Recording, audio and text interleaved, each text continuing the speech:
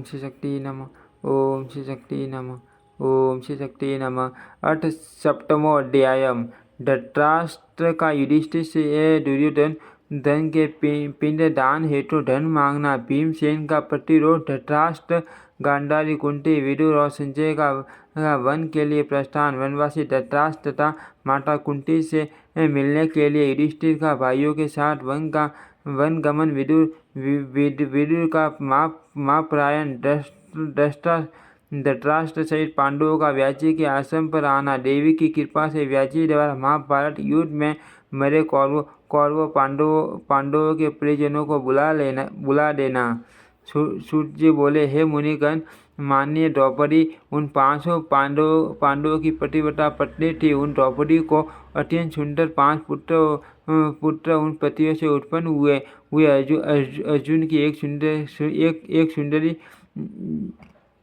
अर्जुन की एक दूसरी सुंदर पत्नी श्री कृष्ण की बहन सुभद्रा थे, जिन्हें अर्जुन ने पूर्व काल में भगवान श्री कृष्ण की अनुमति से हर लिया था। उन्हीं सुभद्रा के गर्भ से मानवीर अभिमन्यु का जन्म हुआ। वह संग्राम भूमि में मारा गया था। उसी युद्ध में द्रौपदी के 500 पुत्र भी मारे गए थे। वीर अभिमन्यु की श्रेष्ठ तथा अत्यंत सुंदर पत्नी महाराज विराट की पुत्री उत्तरा थी।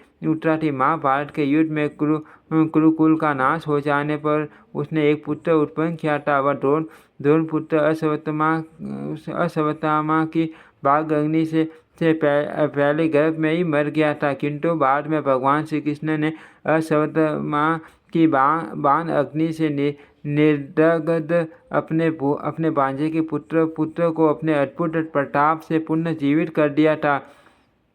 कुरुवंश के समाप्त होने पर वह श्रेष्ठ पुत्र उत्पन्न हुआ था। इसीलिए वह बालक परीक्षित नाम से पृथ्वी तल पर प्रसिद्ध हुआ। अपने 100 पुत्रों को मारे जाने पर अत्यंत दुखित राजा धृतराष्ट्र भीम के वाग बाणों से संतप्त रहते हुए हब पांडवों के राज्य में रहने लगे। वैसे ही गांधारी भी अत्यंत दुखी होकर जीवन व्यापन करने लगे। दुखी युधिष्ठिर दिन रात उन दोनों की सेवा करने लगे। मान धर्मात्मा विदुर युधिष्ठिर की अनुमति से अपने भाई धृतराष्ट्र के पास में ही रहते थे और वे उन प्रज्ञासुओं को समझाते बुझाते रहते थे। धर्मपुत्र धर्मात्मा युधिष्ठिर भी अपने पिता तुल्य धृतराष्ट्र के पुत्र शोक जनित दुख को विस्मरित कराते हुए उनकी सेवा करने लगे। जिस किसी भी प्रकार की यह बुद्ध धृतराष्ट्र सुन ले, यह ध्यान में रखकर भीम अत्यंत क्रोधित होकर अपने वचन रूपी बाणों से उन पर सर्वदा प्रहार किया करते थे। वहाँ उपस्थित लोगों को सुनाकर भीम कहा करते थे कि मैंने इस दुष्ट अंधे के सभी पुत्रों को रणभूमि में मार डाला और दुशासन की हत्या का रक्त जी भर के पी लिया। अब यह अंधा निर्लज होकर मेरे दिए हुए पिंड को कौओं एवं कुत्तों की भांति खाता है। अब तो यह व्यर्थ ही जीवन बिता रहा है। भीम इस प्रकार की कठोर बातें प्रतिदिन उन्हें सुनाते थे, परंतु धर्मात्मा युधिष्ठिर यह कहते हुए धृतराष्ट्र को धैर्य प्रदान करते थे कि यह भीम मूर्ख है। इस प्रकार उस दुखी धृतराष्ट्र ने 18 वर्ष तक वहाँ रहकर धर्मपुत्र युधिष्ठिर से वन में जाने की इच्छा प्रकट की। महाराज धृतराष्ट्र ने धर्मपुत्र युधिष्ठिर से ये प्रार्थना की कि अब मैं अपने पुत्रों के लिए विधि पूर्वक पिंडदान करूंगा। यद्यपि भीम ने सभी का ऑर्डर व दैहिक कर्म कर दिया था, किंतु पूर्व वैर का स्मरण करते हुए उन्होंने मेरे पुत्रों का नहीं किया। अतः यदि आप मुझे कुछ धन दे तो मैं अपने पुत्रों का ऑर्डर व दैहिक कर्म करके स्वर्ग फल देने वाला तप करने के लिए वन में चला जाऊंगा। विदुर ने भी एकांत में पवित्रात्मा धर्मपुत्र युधिष्ठिर से जब ऐसा कहा, तब उन्होंने धनाढ्य धृतराष्ट्र को धन देने का निश्चय कर लिया। राजा युधिष्ठिर ने परिवार के सभी जनों को बुलाकर कहा, हे महाभाग, मैं कौरवों का साथ करके इच्छुक ज्येष्ठ पिता को धन प्रदान करूंगा। महातेजस्वी ज्येष्ठ भ्राता युधिष्ठिर का वचन सुनकर भाई पुत्र महाबली भीम ने अत्यंत क्रोधित होकर कहा, हे महाभाग, दुर्योधन के कल्याण के लिए राजकोष का धन क्यों दिया जाए? इससे अंधे धृतराष्ट्र को भी सुख मिलेगा। इससे इससे बड़ी मूर्खता और क्या होगी। आपकी दूषित मंत्रणा के फलस्वरूप ही हम लोगों ने वनवास का कठोर कष्ट सहा। दुरात्मा दुशासन महारानी द्रौपदी को अपमानपूर्वक सभा में खींच लाया। हे सुव्रत, आपकी कृपा से ही हम लोगों को विराट राजा के घर रहना पड़ा तथा हम अमित पराक्रम वालों को मत्स्य देश के राजा की दास्ता करनी पड़ी। हम सब में ज्येष्ठ आप यदि जुआ न खेलते तो हम लोगों की दुर्गति क्यों होती।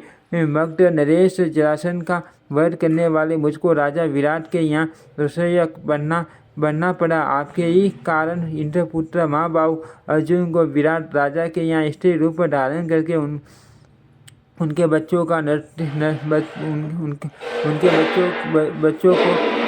को नृत्य की शिक्षा देने के लिए बरनला बनना पड़ा। गांधी धनुष के स्थान पर अर्जुन को अपने हाथों में कंकण धारण करना पड़ा। मनुष्य का सिर पाकर भला इससे बड़ा कष्ट और क्या हो सकता है। अर्जुन के सिर पर चोटी और आंखों में काजल की बात का स्मरण करके तो मन में यही आता है कि अभी तलवार लेकर शीघ्र ही धृतराष्ट्र का सिर काट दूं। इसके अतिरिक्त मुझे शांति नहीं मिल सकती।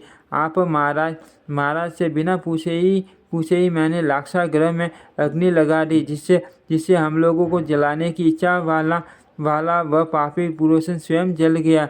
हे राजन, मैंने आपसे परामर्श किए बिना ही जैसे सभी कीचकों का वध कर डाला, वैसे ही निष्ठुर समय धृतराष्ट्र के सभी पुत्रों का भी वध मैं नहीं कर पाया। हे राजेंद्र, यह आपकी समझी थी कि जब गंधर्वों ने दुर्योधन आदि हमारे शत्रुओं को बंदी बना लिया था, तब आपने ही उन्हें छुड़ा दिया। हे राजन, आप पुनः उसी दुष्ट दुर्योधन के कल्याण के लिए आप धन देने की इच्छा कर रहे हैं। आपके कहने पर भी मैं उन्हें धन नहीं देने दूंगा। ऐसा कहकर भीम के चले जाने पर धर्मपुत्र युधिष्ठिर ने अर्जुन, नकुल तथा सहदेव तीनों की सम्मति लेकर धृतराष्ट्र को बहुत सा धन दे दिया। तब अंबिका पुत्र धृतराष्ट्र ने धन लेकर अपने पुत्रों का विधिवत श्राद्ध कर्म कराया और ब्राह्मणों को उनको विविध दान दिए। इस प्रकार अपने पुत्रों का श्राद्ध कर्म करके गांधारी सहित महाराज धृतराष्ट्र कुंती तथा विदुर के साथ शीघ्र ही वन में चले गए। संजय द्वारा सबको ये समाचार मिला कि महामंत्री धृतराष्ट्र वन में जा रहे हैं। उस समय अपने पुत्रों के मना करने पर भी सुसेन की पुत्री कुंती उनके साथ चली गई। ये देखकर भीम भी रोने लगे। वे तथा अन्य सभी कौरव उन लोगों को गंगा तट तक पहुंचाकर पुनः हस्तिनापुर को लौट आए। तत्पश्चात धृतराष्ट्र आदि गंगा तट पर स्थित शुभ सतयुग आश्रम में पहुंचे और वह पर्णकुटीर बनाकर एकत्रित हो तपस्या करने लगे। जब वे तपस्वी चले गए और इस प्रकार 6 वर्ष बीत गए, तब उनके वीर से संतप्त युधिष्ठिर अपने भाइयों से कहने लगे, मैं स्वप्न देखा है कि वन में रहती हुई माता कुंती अत्यंत दुर्बल हो गई हैं। अतः माता तथा पितरजनों को देखने में मन में इच्छा हो रही है। साथ ही महात्मा विदुर तथा महाबुद्धिमान संजय से भी मिलने की मेरी इच्छा है। यदि आप लोगों को भी यह उचित प्रतीत होता हो तो हम लोग वहाँ चले, ऐसा मेरा विचार है। तब वे सभी भाई सुभद्रा, द्रौपदी, महाभागा, उत्तरा तथा अन्य नागरिक जन वहाँ एकत्र हुए। दर्शन के लिए उत्सुक उन पांडवों ने सभी लोगों के साथ सतयुग आश्रम में जाकर धृतराष्ट्र आदि को देखा। वहाँ जब विदुर जी दिखाई नहीं दिए, तब धर्मराज युधिष्ठिर ने धृतराष्ट्र से पूछा वे बुद्धिमान विदुर जी कहाँ हैं। तब अंबिका पुत्र धृतराष्ट्र ने उनसे कहा, विदुर तो विरक्त एवं निष्काम होकर तथा सब कुछ त्याग कर कहीं एकांत में रहते हुए अंतिम काल में परमात्मा का ध्यान कर रहे होंगे। दूसरे दिन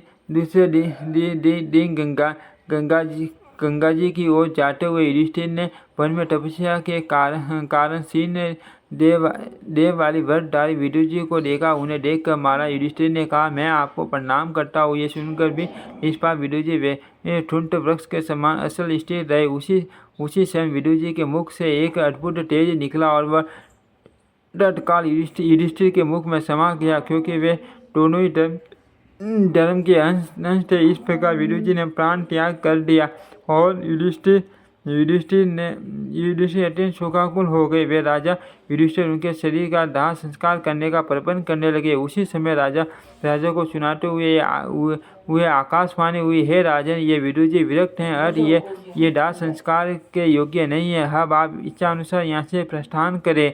यह सुनकर उन सभी भाइयों ने गंगा के निर्मल जल में स्नान किया और वहां जाकर धृतराष्ट्र से सभी वृत्तांत विस्तार पूर्वक बताया। तत्पश्चात सब पांडव नागरिकों के साथ उस आश्रम में बैठ गए। उसी समय सत्यवती पुत्र व्यास जी तथा नारद जी भी वहाँ पहुँच गए। अन्य मुनिगण भी वहाँ धर्मपुत्र युधिष्ठिर के पास आ गए। उस समय कुंती ने वहाँ विराजमान शुभ दर्शन व्यास जी से कहा, हे कृष्ण द्वैपायन, मैंने अपने पुत्र कर्ण को जन्म के समय ही देखा था। उसे देखने के लिए मेरा मन बहुत तड़प रहा है। अत हे तपोधन, मुझे उसको दिखा दीजिए। हे महाभाग, आज सम्मत है, अत मेरी यह इच्छा पूर्ण कीजिए। गांधारी बोली, हे मुने, दुर्योधन समर भूमि में चला गया और मैं उसे देख नहीं पाई। अत हे मुनिश्रेष्ठ, छोटे भाइयों सहित उस दुर्योधन को आप मुझे दिखा दीजिए। सुभद्रा बोली, हे सर्वज्ञ, मैं प्राणों से भी अधिक प्रिय अपने मानवीर पुत्र अभिमन्यु को देखना चाहती हूँ। अत हे तपोधन, उसे भी दिखा दीजिए। सूर्य बोले, इस प्रकार के वचन सुनकर सत्यवती पुत्र व्यास जी ने प्राणायाम करके सनातनी देवी का भगवती का ध्यान किया। तब सारी काल आने पर मुनिश्रेष्ठ व्यास जी युधिष्ठिर आदि सभी जनों को गंगा जी के तट पर बुलाकर पुण्य नदी गंगा के पवित्र जल में स्नान करके प्रकृति स्वरूपिणी परम पुरुष को पसंद करने वाले सगुण निर्गुण रूपा देवताओं की भी देवी ब्रह्म स्वरूपिणी उन मणि द्वीप निवासिनी भगवती की स्तुति करने लगे। हे देवी, जब ब्रह्मा विष्णु शंकर इंद्र वरुण कुबेर यम तथा अग्नि ये कोई भी नहीं थे, उस समय भी आपकी सत्ता थी। ऐसी उन आपको मैं नमस्कार करता हूँ।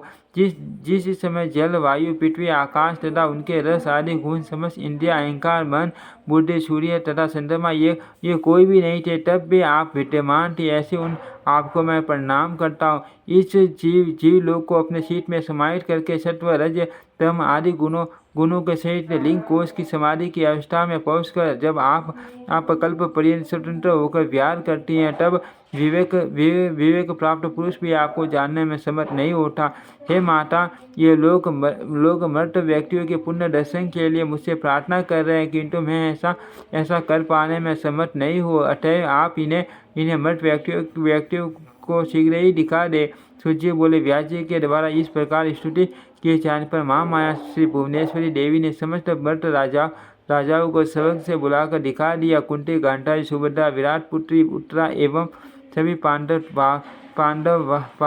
वापस आए हुए सब जनों को देखकर प्रसन्न हो गए। तदनंतर अपरिमित तेज वाले व्यास जी ने महामाया देवी का स्मरण करके ईंधन जल की बाटी प्रकट हुए, उन सबको पुनः लौटा दिया। तत्पश्चात धृतराष्ट्र आदि तापों से आज्ञा लेकर सभी पांडव तथा मुनिजन वहाँ से चल दिए। राजा युधिष्ठिर भी मार्ग में व्यास जी की चर्चा करते हुए हस्तिनापुर आ गए। इति श्रीमद्देवी भागवते महापुराणे अष्टादशायां संहितायां द्वितीय स्कंदे पांडवानां कथानामृतानां दर्शनम् नाम सप्तमो अध्यायम्। ओम श्री शक्ति नमः।